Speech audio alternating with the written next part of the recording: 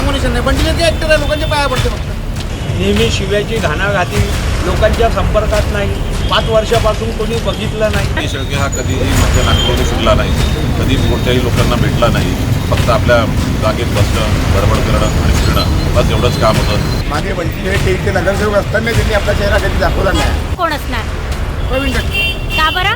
का बरं म्हणजे कोविडमध्ये जो माणूस 1 वर्ष पूर्ण वेळ बाहेर होता, बंटी शेळकेचं नामोनिशाण नाही. बंटी शेळके ऍक्टर आहे, लोकांच्या पाया पडते फक्त.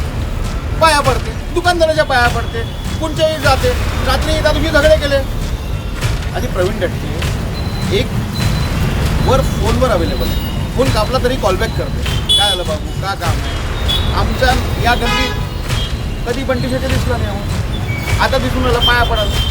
फक्त ॲक्टिंग करते, बहुत ॲक्टिंग का वाश्य आहे और कुछ नहीं. लोकांचा लोकप्रिय नेता आहे.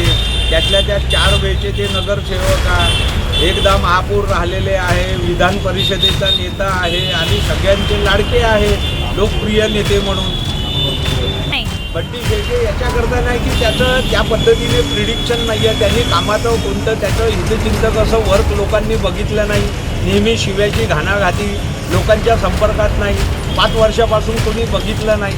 त्यातल्या त्यात उर्वरित गोष्टींकरता का असेना, पण लोकांशी त्याचा कुठेच संपर्क नाही, कोणी ओळखतही नाही त्याला. प्रवीण दटके क्यों? कारण की त्यांनी 5 वर्षापासून कंटिन्यू काम केलेलं आहे.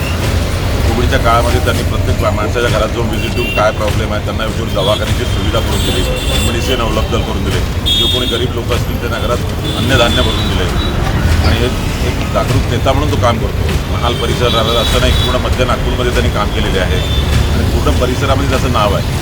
प्रत्येक गोष्टी, कोणाच्या घरात पाणी येऊन नळ नाही आला, कोणाच्या घरात काही प्रॉब्लेम असला, विजेचा त्रास असेल, टॅक्स जास्त असेल, सगळ्या गोष्टींसाठी तो समोर येऊन त्या गोष्टीला पूर्णपणे विराम करून देत होता.